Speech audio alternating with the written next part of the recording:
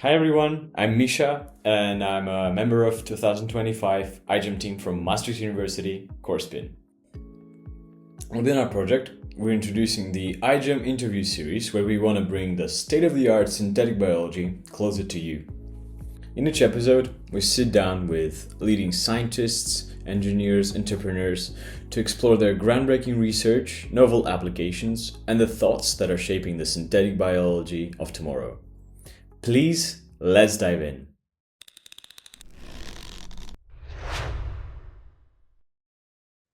Peter, it is Yep. an absolute pleasure to welcome you as our guest for a new iGEM interview series. I am Misha, MSP student from Maastricht University, focusing on synthetic biology. And yeah, and welcome. Thank you, Misha. This is an honor to kind of be here and talk to you guys and discuss things that we're working on that are mutual. Yeah, Um, I'm very honored. Thank you. Thank you for the invitation. sure, sure. So Peter, you have, for starters, let's start with your educational journey. You have a quite a unique one. So you majored in biochemistry and philosophy as an undergrad, and then you took a master's that focused on business and biotechnology. So what led you to study such different fields like science and philosophy, and how did this background shape you as a scientist? Yeah, no, I mean, the first part of the question, I've always been interested in a lot of varied things.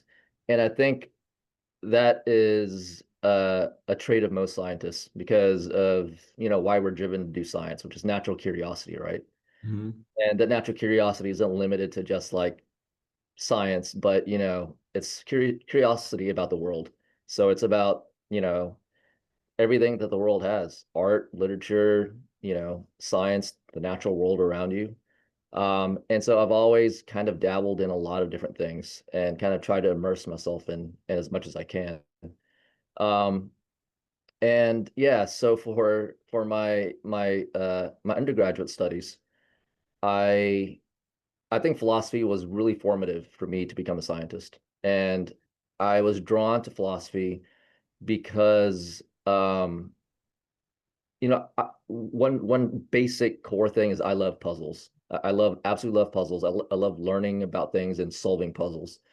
And philosophy allows you to do that without a laboratory. So in philosophy, essentially, your laboratory is your mind, and you're testing ideas based on rationality and logic and kind of like debate and argumentation. So there's also especially in older philosophy, there's also this back and forth debating between people. So it's a community activity. Um, and this is kind of where the birthplace of science was. Um, Came out from philosophy, and then from that we developed this tool, science, where you're not only developing ideas abstractly in your head, but you're also pairing that with action. So the action is experimentation, essentially, right? And so you have this thought and you have this action, and they constantly reinforce each other. You're always testing your thoughts against reality, and that's the essence of what science is doing. And of course, philosophy is much broader because the questions that historically we've asked in philosophy, existential questions, questions about human nature, things of that sort, um, they're they're different, but they are as interesting and impactful as the questions that I find in science. And so Mhm. I find that they really feed on each other. So in my life, now that I'm older, I kind of look back and I see science, philosophy, and art. Those three things just kind of like merge, reinforce each other, feed off of each other, and I think it's a great mind space to be in. Yeah. What would you say is the philosophical question that you ask when you conduct research? Yeah, what is in your back mind? I think it's a question that I think most scientists have when they're exploring something. Um, and that is there's a couple of things. One is how this is connected to everything else. And trying to realize constantly that what I'm seeing is just a minor facet, and that there's a lot that we probably can't comprehend just because of our limited perceptions, right? Um, and just kind of like immersing myself in that. And the second thing actually is because I'm more inclined to do engineering things. And that philosophical question is always, you know, it's not really a philosophical question. It's more of a practical question for me, I guess, is how can we apply knowledge to kind of alter our reality, right? Because that's what engineering is. We're taking things we've learned, and we're saying we're going to change the way the world is by developing to something that's never existed. And that's really exciting to me, to kind of create technology that the universe has never seen before, right? Um, and I think that is this also the engineering brings back in the art part because it's a creative aspect of science. Mm. Yeah, so I don't know if I directly answered your question, but that's kind of my thought process when I'm you know in science and doing the things that I'm doing, is how can this be applied towards a new technology that we Yeah. can create. That's a brilliant answer, and it's like, yeah, you just got to keep in mind how to keep this connections between all of the things going all at the same time, and Yeah. for it all to make sense. Yeah. And yeah, and talking about like engineering, genetic engineering, I saw that during your PhD you were involved in iGEM competition. You were one of the advisors for Harvard iGEM team, I think, right? It was a Rice University Oh iGEM team. yeah, Rice University. Sorry, yeah. And so how was it the experience for you? And did it influence your future career in any way? Yeah, it absolutely influenced like my trajectory. So, when we were at Rice, that was the first Rice University iGEM team that we created there. And I had an amazing set of undergraduate students that I was training. And when you're a graduate student and you're training a bunch of undergrads, it's a bit stressful because you have your own thesis project. This is a side project that a bunch of undergrads are supposed to do. And so you have this gang of undergrads and you're trying to like corral them and keep them focused and everything. And it was an absolute, I wouldn't trade that experience for the world, because, typically when you're in grad school, you're focusing on your thesis, you're typically very cloistered and focused on your project, and you don't really have, it's difficult to have a true extensive collaborative effort. With iGEM, it was like coming to a party every day in the summer, and just the collaboration with, you know, they were my undergrads, but now, they're my colleagues. It was amazing. And so I really, really enjoy the collaborative aspect. And since iGEM, I've craved that collaborative aspect of science, and I look for it in my collaborators, and I try to do it, make as many connections as I can. And that was the one thing that really changed a lot for me with iGEM. And not only that, there's practical things as well. iGEM allowed me and allows everybody to get the opportunity to uh, kind of network and connect with other people that also have this fire in them for engineering and for life sciences. And so the synthetic biology community, I think the iGEM was a fantastic highway to kind of connect to everybody. And that actually directly led to me being at the Wyss Institute, because the people I met at iGEM, Pam Silver, Professor Pam Silver at Harvard Medical School, I interviewed with her for a postdoc position, and then she pointed me to somebody else that was at the Wyss Institute, and then that's how, I ended up at the Wyss Wow. Institute. So it's a great way to connect and to just have fun and basically do what science really should be, which is fun and exploratory. Yeah, that's true. That's true. There's always a fun aspect to it, and like the whole teamwork and the Mhm. connections you make during the journey. Yeah, it is. Yeah, it is just you cannot compare it to anything else. take a lot of pictures because it'll be memories. Yeah, Yeah. yeah, yeah, yeah, yeah, for sure, for sure. Yeah, yeah. So, now talking more about your scientific journey. Uh, I've heard that you used to engineer the biofilms. And could you maybe say, like, for us, biofilms, they usually represent the bad stuff, right? The bacteria build, all kinds of biofilms on medical devices, on heat exchangers, on yeah, many things, and they kind of harm people. But how do you engineer it in a good way? Right. So the concept behind this, which we published several years ago, was something called BIND, Hmm. Biofilm-Integrated Nanofiber Display. Yeah. Uh, and the idea was, like you said, biofilms have this connotation because we associate it with harmful and pathogenic aspects of the world, right? Hmm. We want to get rid of bacteria. Biofilms are there to help bacteria resist and persist on surfaces.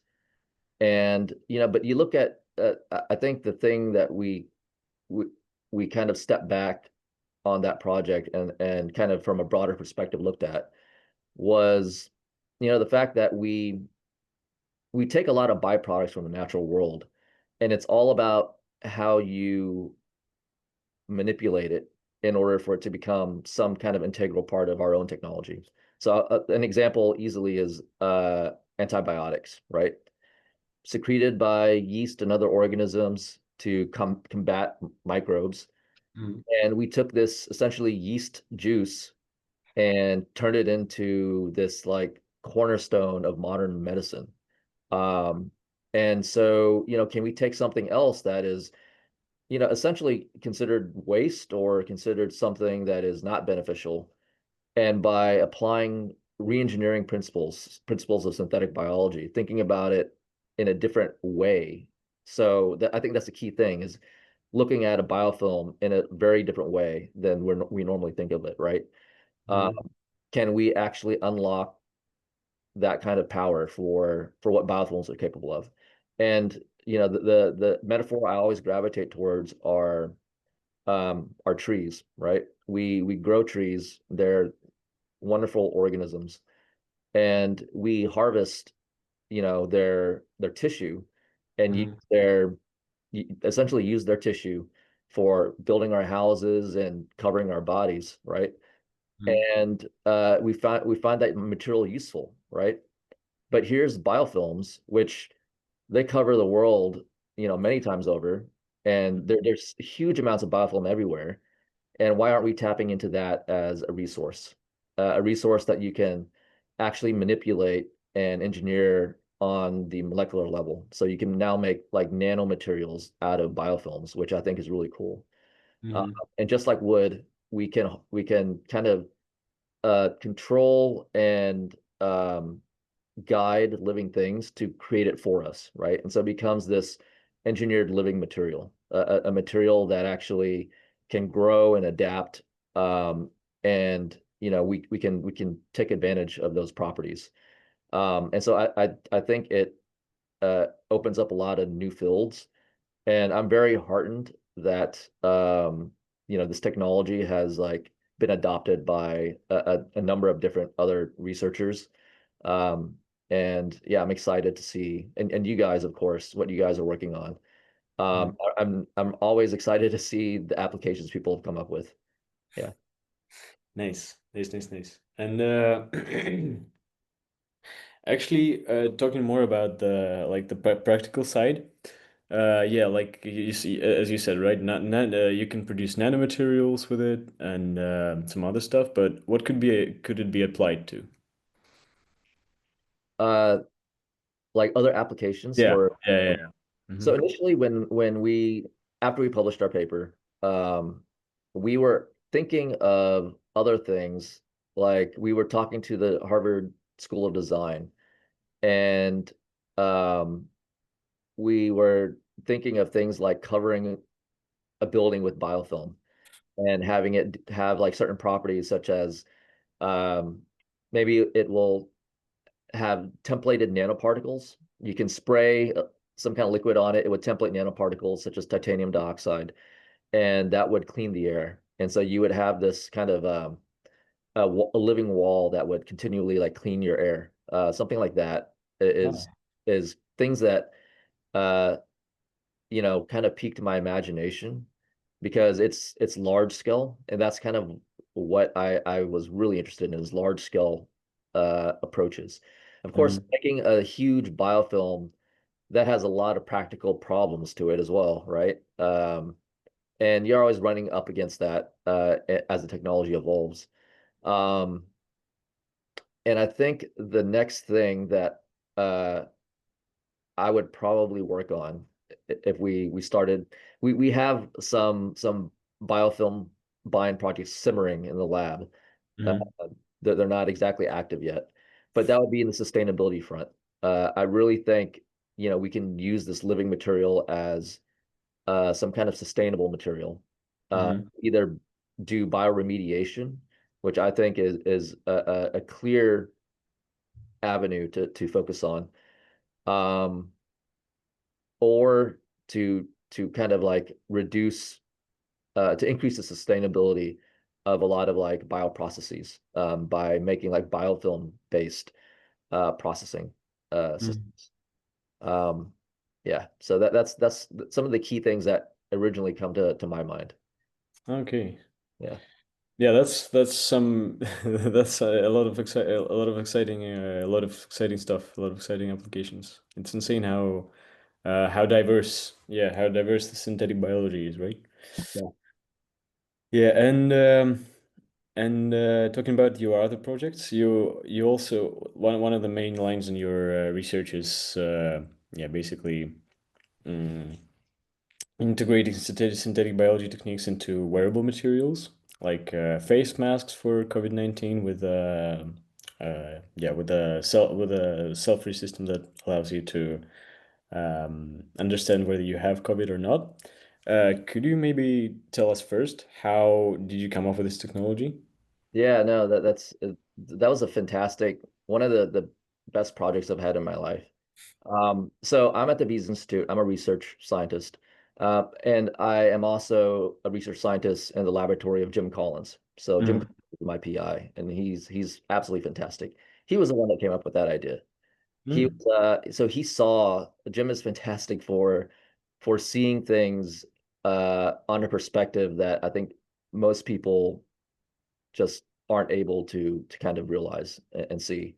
And so he saw this synergy between the cell-free synthetic biology research that we had been doing. And so this is synthetic biology that doesn't require living cells. It's the extract from cells that you can freeze dry even, and it will produce a lot of the synthetic uh, activities as a normal cell, right? Um, and he saw a synergy between that and wearable technologies. And then he came to me and he was like, "Hey, Peter, what do you think about combining synthetic biology and wearables?" And they're very desperate fields. Like they don't really overlap too much because mm, of the inherent difficulties and people always like use living things for synthetic biology, and then wearable technologies you really don't have living things, right? mhm, mhm. Um, and I thought it was a really a difficult thing, and so I was just kind of hemming and hawing. I was like, that's a really interesting, Jim, but I'm not sure that'll work. But eventually he convinced me to like kind of try. And then the other aspect that happened was my lab partner at that time, Luis Soingson, fantastic guy. We really had so much fun in this project together, and the two of us, we really bonded on this project. And he came from a mechanical engineering, electrical engineering kind of background. And so our synergy was just like fantastic. And with Jim kind of like pushing us towards this project, we kind of went through, I want to say the project took about 3 years. It took a long time. Yeah. Wow. And what really kind of pushed it and catalyzed it towards the end was COVID. We were locked down and we Mhm, were making these face masks during lockdown with our technology. And obviously it was a horrible time because of the pandemic. The world was upside down at that point. But we had this little bubble where everything was shut down. The labs were shut down as well. Mm. Yet we were able, because we were working on COVID technology, we were able to come into lab, and we had this small team that came in and worked together while the world was falling apart around us. And it was um, oddly a magical time, right? Uh, Mm. and it was a lot of things that didn't work as well. That's what I want to say about that project is we tried so many things that didn't work, and we were able to navigate and thread that line that made this technology work. And I was honestly shocked that it worked as well as it did. Um, yeah. Mm. And I hope other people pick up on this technology and kind of improve this wearable cell-free synthetic biology. But that's a story of that project, and it was marvelous to work on. Yeah. Wow. Wow. And could you maybe elaborate on how exactly this worked? How exactly this cell-free system worked? Yeah. So the cell-free system is basically uh, you could use extracts from a cell lysate, Mm. or we typically use a kind of this recombinant mixture that has all of the key proteins and cofactors and equivalents, energy chemical equivalents needed for transcription and translation. And so you Mm. have that. We can freeze dry it, and then you can rehydrate it at any Mm. time that you want, and the reaction is still active. And so the analogy I always typically like to use is a bit like ramen, where you have something that you don't think of as uh, you know s- something that you can store for a long time, which is soup, right? Let's say you have a bowl of soup, and then you need to eat it within a couple of days or it goes bad, just like what Mm. we encounter in lab, right? You can't leave a colony sitting out for years. It'll go bad. Your protein will go bad. Like literally everything that we work with is like leftovers that will eventually go bad. um, but one thing you can do with soup is you can separate the components, and you can put them through individual processes of freeze drying. And in the end, what you get is something that where you've removed all of the water, and with no water, the decay rate, decreases substantially. And Mm. so now you can store this freeze-dried material. And of course, you have to engineer it so that when you add the water back in and mix all the components, it tastes roughly the same as real soup. And that's usually the hope, right? And I think, the ramen industry has done a great job for that. And we wanted to kind of take the model like that, ramen, instant coffee, that kind of thing. Mm. And you can apply it to biology and make a synthetic biology where all you need to get it to work is just to add water to this powder that you've made. And that was super powerful. And that was the key, you know, uh, foundational technology that really unlocks wearable synthetic biology. Because at that point, that becomes the core engine, the core platform of the synthetic biology. And you just are now putting it into a system that is flexible and wearable. Mm. Um, and then you have logistical constraints like how do you get water in there? It's going to be a splash from an external source that needs to rehydrate the system. But it works, and it's really exciting to see other things that cell-free freeze-dry technology can do besides wearables. We could think about putting it into like I don't want to kind of give away too many things, but we can integrate it into many other aspects of our daily lives. That's what I want to say. So Mm. synthetic biology can be kind of unchained from the lab. Uh, Mm. and I think that's exciting. Yeah. Yeah, yeah, it definitely is. Definitely is. Yeah, and yeah, we talked about we talked about the COVID mask, COVID-19 mask, and also I remember you mentioned some other projects that you did with yeah, with also this technology. You integrated into fabric into different kinds of fabrics. So yeah, I was wondering like if you integrate it into a fabric, right? Like, how do you make sure that it's durable so that it lasts long, or does it actually last long? Yeah, that's a great question. Um, so my co-author, my partner Luis, Mm-hmm. he tested it against hundreds of different fabrics, and we found that the cell-free reaction interacted quite surprisingly different than we expected with certain fabrics, right? And just to take a step back, the fabric is needed because let's say you have a lyophilized pellet of your cell-free reaction and it's in a tube, right? And so what it is it's like this uh small pill or a small pellet of just like really fluffy material, almost like cotton candy. And it's really kind of hard to work with. When you add water in, you need the tube obviously to contain everything. But what fabric does, a matrix, is you put the cell-free reaction into the matrix, the fabric, and then you lyophilize that. And now the fabric itself, the piece of fabric, acts as your tube. It Mm-hmm. acts to wick the liquid. It serves to hold the material in place and prevent evaporation even because of the surface tension where it's all bound to the matrix, right?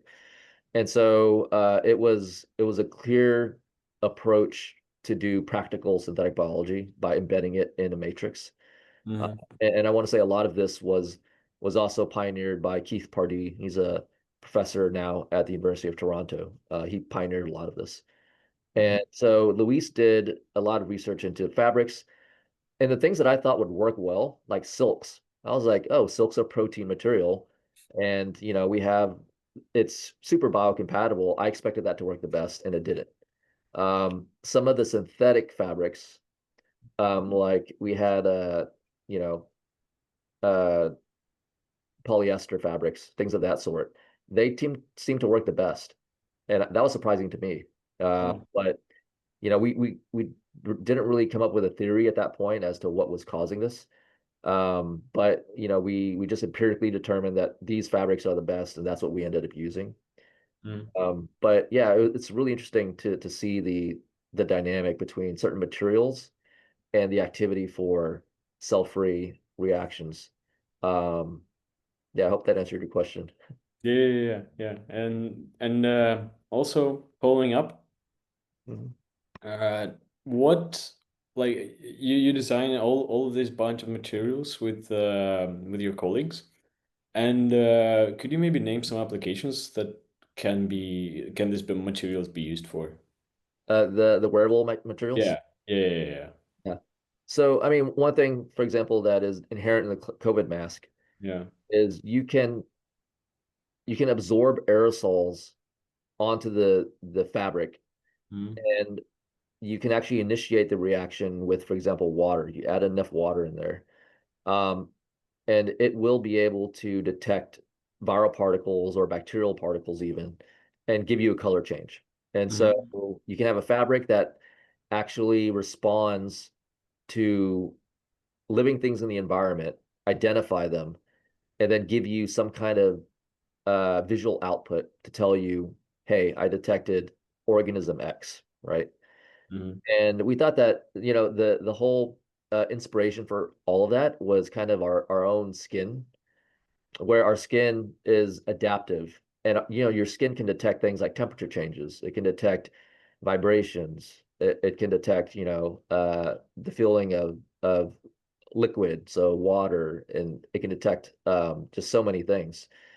Imagine having a skin where it's able to detect things on the genetic level. Like it can interrogate its surroundings, sample living things on the genetic level, and then give you a signal saying, yeah, that is a virus over there. You can sense it through your skin, right? And so the concept for that was to create this synthetic fabric. Your skin is essentially a fabric, it's a tissue, um, which has the power to do that through synthetic biology diagnostics that can detect genetic organisms. And then the whole cell-free part is the output. It just basically connects those diagnostics to this output that you can sense. Um, yeah, that was the inspiration behind all of that. And there are a lot of other tech applications. There's a there was a paper where they integrated the cell-free kind of technology into fabrics, and it it was for purifying the air. It was they would hang it from these structures from the ceiling, and it would Mm. continually purify the air. And that was the concept behind it. Um, and pretty much any industry where you have fabric of some sort, you can now have the potential for a genetically engineered fabric that is responsive and that allows you to kind of integrate synthetic biology, various outputs uh, Mm. into fabrics, which I think would be really neat. But the primary one that everybody kind of focuses on first is detection of things, because I think that's the what we've kind of developed a lot for textiles and materials. Yeah. Yeah, yeah, yeah, yeah. That's yeah. Again, I'm just repeating myself, but it's just insane. What can we do with biology? You know, like with just tweaking around the genes and yeah, getting this all different new applications. Um, but apart from biofilms and wearable devices, you've also been working on programmable probiotics, and it's kind of it sounds very exciting. So maybe could you share a bit what programmable probiotics is and what kind of problems it could solve? Yeah, that's an area that we're actively researching on in the Collins lab. Mm, And we call them engineered living therapeutics. So instead mm, of engineered living materials, now you add on therapeutics, right? Um, and the idea behind this, the core foundational idea is this realization that we've had over the past several decades, which is you are not only you, which is like a bunch of what we think of as us as a bunch of animal cells put together. You're mm, actually this collaborative entity that consists of bacteria, your own cells, fungi, all mm, these things are living together in you, right? And we're constantly unraveling the connections between the commensal bacteria that are kind of living with us and ourselves. Like they provide nutrients and they provide metabolites that actually impact our brains, right? And so it's very much a two-way street. What you eat, it influences your microbiome, and your microbiome influences you, and it's a circle. And so think of yourself as this living organism that's beyond just your own genotyped cells that are human cells, right? And when you think about it that way, where this other part of you, which are the bacteria that you're harboring, really, um, the idea is, can we actually utilize that as a resource? Can you alter that that population in you to do therapeutic things or to do even diagnostic things? And the kind of connection I like to make is, for example, T cell therapy, CAR T cell therapy, where you take mm, out your own cells. You're typically altering them in the lab so that it recognizes a cancer cell or something like that, re-injecting it back into yourself, right? Um, and instead of doing that to your own cells, can you do something similar to microbes where they're already there, they're transiting your gut. The great thing is, most of the time they're not that permanent. So they mm. can't, if you need to, you can flush them out. And they're much more genetically tractable because that's what we really work with, right? Microorganisms. And so it's this whole new area where we can potentially engineer the commensal aspect of ourselves using synthetic biology tools that we already have, and have these bacteria do things such as produce metabolites for us that we're missing, enhance things in our gut-brain axis, or even attack cancer. And there are a lot of people working on these things. If anybody's interested, I'd point you out to a bunch of other labs, such as Tal Danino. His lab is like fantastic at pioneering this kind of stuff. But I think the potential for these engineered living therapeutics is we're just scratching the surface of what's going to be possible. Hmm. There's interactions with not only the nervous system, there's interactions with the metabolic diseases, with our immune systems, and that allows you all these avenues to kind of uh, alter the state of human physiology using bacterial engineering. And I think that that is super powerful to leverage this technology that we've developed over almost 50, 60 years now. And I think it's a frontier that's opening up right now, which is I'm super excited. Uh, and I just wish I had more time to work on it. We're pulled in so many directions, but I think it's so exciting, Hmm. the aspect of the potential of engineered living therapeutics. Yeah. Yeah, yeah, that is it indeed, and it's like if we think about it, yeah, sometimes these things they do work amazingly in the lab, but there's of course a problem of translating it into the actual like probiotics or therapies. So how do you think? How far are we currently from introducing these things as probiotics or therapies? I actually think we're quite close. We've had companies that are formed around this and have worked on it for years. So Synlogic is an example of one. That was their Hmm. whole focus was on these programmable bacteria that uh, for therapeutic purposes. Hmm. And unfortunately, that they're not around anymore. That the company shuttered its doors. But that just demonstrates that there is potential here. And all it takes really is that one success story for everybody to follow, I think. And we're still waiting for that one success story. There's obviously a lot of safeguards that have to be put in place because now you're putting genetically engineered, the concept to put genetically engineered living organisms, bacteria into you, for some reason is like, that causes people to pause even Hmm. though we can genetically engineer our own, and that seems to be fine. Um, so I think it's just this gradual progression. You'll have that breakthrough at one point, and I see it. It's very close because we have things that are working in lab. Other labs have created it. Our lab, Collins Lab, has published things on it as well. It's so close. We need it to break out into that real world kind of technology where real people are benefiting from it. And I just think it's really a matter of time. Um, yeah, there's definitely a lot of challenges though. So I'm very curious to see how this uh, this this story unravels in the next couple of years. Yeah. Yeah, I myself am really curious too, like about all these emerging technologies.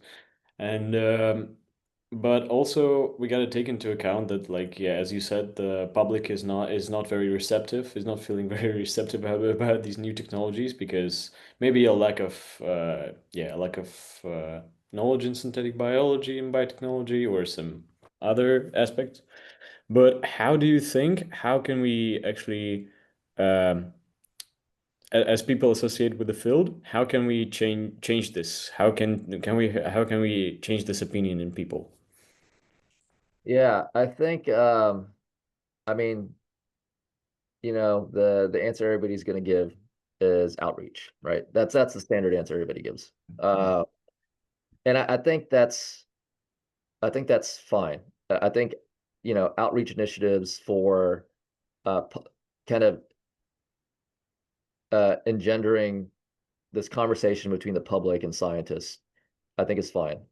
I think what needs to happen is the mode needs to change. I Mm. think the mode has been typically some kind of outreach where you make a video, you post the video, and hopefully people will sit there and learn something from it. Um, and I think that model works, but I think we're in a different age now.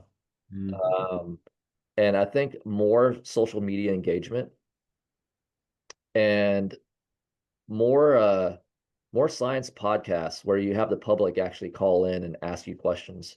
So less of a, hey, here's a public service announcement. Why don't you read it on your own time?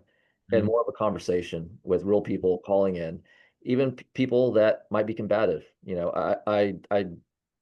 The value of discourse is, immeasurable. And I think, having the discourse with people that are interested in this, Mhm. maybe people that are ambivalent towards it, maybe people that are scared of it, I think that needs to happen because, you know, I think about this a lot. I think about it would be great to have a podcast where I could talk to people that aren't in science normally, and I would learn too, because I would learn that perspective. And oftentimes I have friends that aren't scientists. They ask me questions and they're like, "Oh, Peter, you probably think this is a dumb question," but they'll ask me questions and I'll be like, I never thought about it from that perspective. And that really enlightens me, and I become enlightened through it. Mhm. They learn something from it. And I think that's the whole point of like discourse and talking. So Mhm. I think outreach needs to change and it needs to um, embrace these new models of information gathering that have really kind of accelerated in the past couple of years. Mhm. So what you guys are doing, I hope this gets out and people, see it. But I think again, bringing in people that aren't used to this and just having them talk to us, I think is if we can get that to work, I think that'd be amazing. I think that'd be fun. So now talking about your more of an entrepreneurial path, maybe a little bit.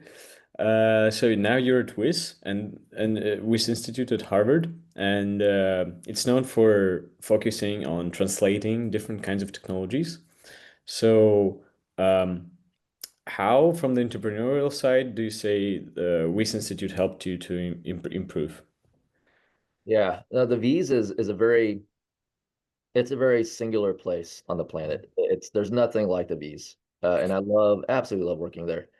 And so the V's has, the whole idea behind the V's. For those of you that don't know, Hans-Jörg V's, a Swiss entrepreneur, he's heavily involved in sustainability and medicine and supports a lot of causes. He gave Harvard uh, funds to start the Wyss Institute. And the whole idea behind it was to take these bio-inspired engineering concepts that are sprinkled throughout Harvard and, really throughout the whole area and bring them under one roof where you could have the structure to move that towards actual real world impact. So the technology that we develop in lab, we work on them, we focus on publishing papers, it sits on the shelf for a while until somebody else picks it up and works on it for another paper, and it goes on and on and on, right? And so, oftentimes there's not this entrepreneurial spirit to take that and say, all right, I'm really, really going to push this so that we can commercialize this and it can impact the world, and the V's is geared towards that. The whole concept of the V's is this is what we want to do. We want to change the world. And we want to use this amazing technology that's being generated and push it through. And so we have this pipeline where things go from concept to development to commercial kind of a litmus test for commercialization, and then Mhm. it spins out. And we've had like so many dozens of success stories using this method, right? Mhm. Um, and now we have this feeding of uh, this pathway from like academic, you know, creativeness to actual real world commercialization, all of the difficulties that comes with that. And we have a support network for that. And so I think as a scientist, you have to put on different hats. You have to think about, you have to like interact with uh, intellectual property lawyers. We have like an IP team at the V's. We have to interact with business development people at the V's. And so it's really built unlike any other department, any other research institute that I've ever been to. Um, and I think it makes me a better scientist because it pulls me away from the whole academic impact, the academic aspect of just running after papers. Um, and then it kind of focuses you on, is this going to be commercializable? How can I adjust it at these early stages to kind of uh, position it towards commercialization so that either it can spin out or somebody else can license this or it can benefit the world in some way Mm. rather than again just putting it on the shelf and leaving it and moving on to the next project. Um, and I really think that's incredibly powerful to have a system that allows you to do that. And the faculty of the V's is drawn from all over the Boston area, at least. Um, Jim Collins, is an MIT professor, and he originally founded the V's. He's one of the founders of the V's, and he was at BU at that time. And so we draw in so many different people at the V's, and the collaboration with a focus on commercialization is just really astounding of what we're capable of achieving. Um, and so, yeah, everything is always kind of doing things in the typical academic sense, putting on a different hat the next day and seeing, okay, is this on the right path for commercialization as well? Then going back and forth between those two. And they feed off of each other because, when you're trying to commercialize something, it needs that scientific impact for people to kind of look at it and say, okay, you have something there that has potential, right? Um, and so I think they're really two sides of the same coin. And Mm. it goes back to kind of what I've mentioned before about kind of philosophy being and science being this kind of connection between thought and action, right? And in a broader sense, it's, the action part is impact on the world in a commercial sense. So that thing that we developed, that technology we developed, it's got to go through this process of hardening and transformation in order to be this technology that will actually make a commercial impact Mhm. and influence people's lives. And it might not survive intact, it might not be the same thing, but you'll get something valuable out of it, I think. And extracting the valuable aspect out of what we do at the V's, Mm. I think that's the exciting part for me. Yeah. Nice. Very nice. And maybe could you give example of some projects that you either recently commercialized or yeah, or are planning on doing this step? Yeah, so I can't there's one that is in the sustainability area. Oh And yeah. and I'm gonna dance around this because we it's still in the stages of development. Okay. Okay.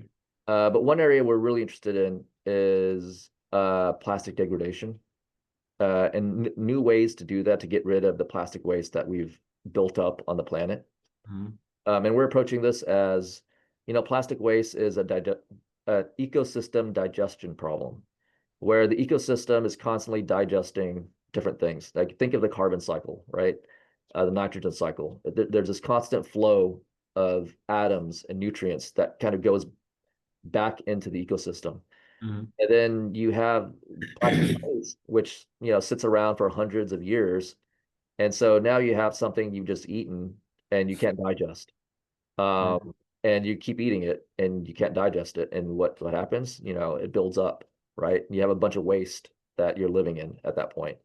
Yeah. And you got to look at the oceans and you can kind of see the extent of the problem. But what if we can actually take the right enzyme and unlock that ability to digest it? We're basically freeing those atoms so that it can re-enter the ecosystem, right? And I think biology, there's a lot of exciting work in the past decade on this kind of aspect of enzymatic breakdown of plastic waste.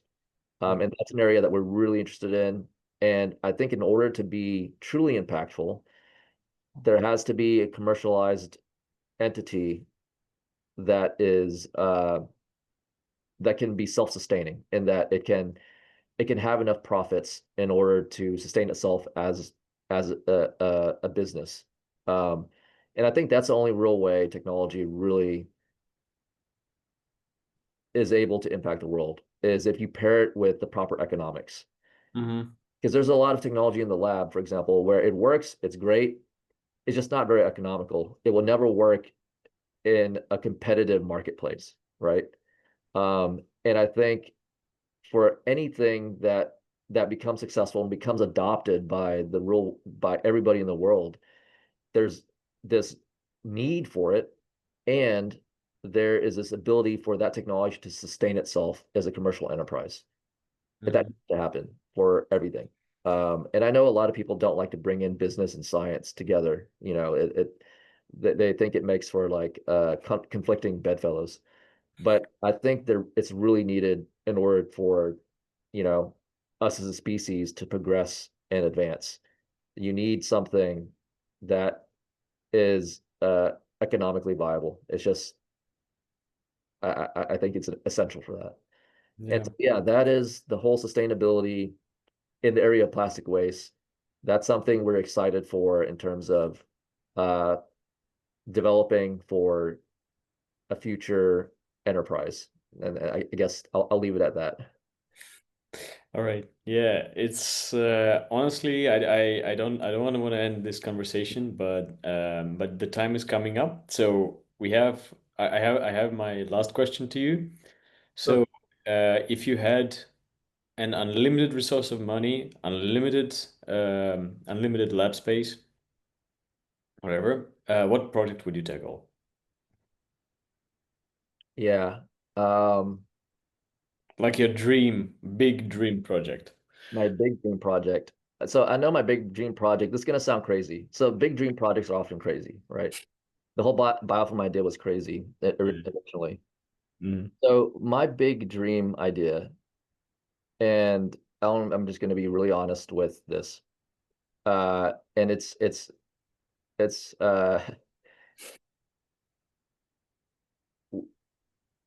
there's going to be a lot of issues with getting it implemented. I just want to put that out there first. But it would be interesting. So I just talked about using enzymes to break down plastic waste, right? Microplastics is a huge problem in the world, right? Because all of this waste can't get broken down, but it can get mechanically and physically broken down. And so it gets broken down into smaller particles. And you get to a point where these microparticles, they can actually directly penetrate into organisms. So you don't have to eat it anymore. It just will actually burrow into your skin. And obviously, a lot of organisms do eat it, and it builds up in their tissues.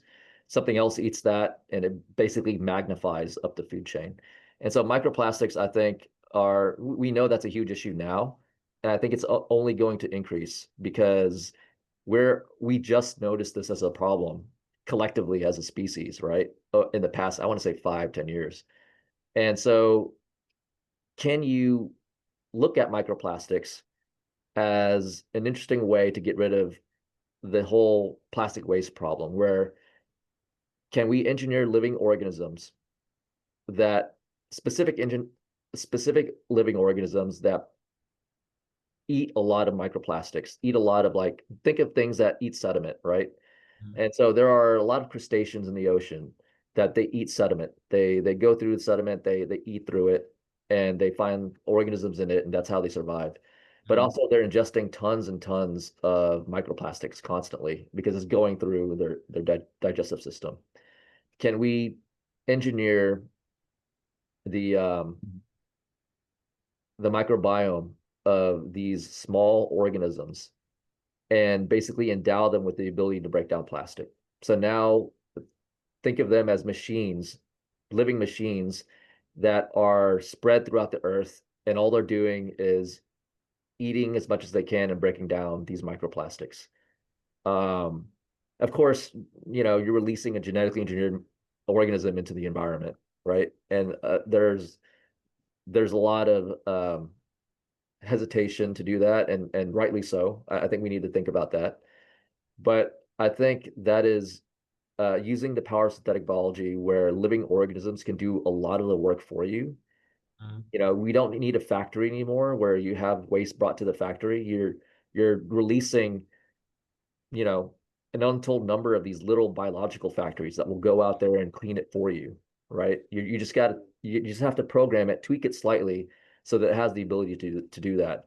I think that's Mm-hmm. super powerful. to do that. And that would be my dream project.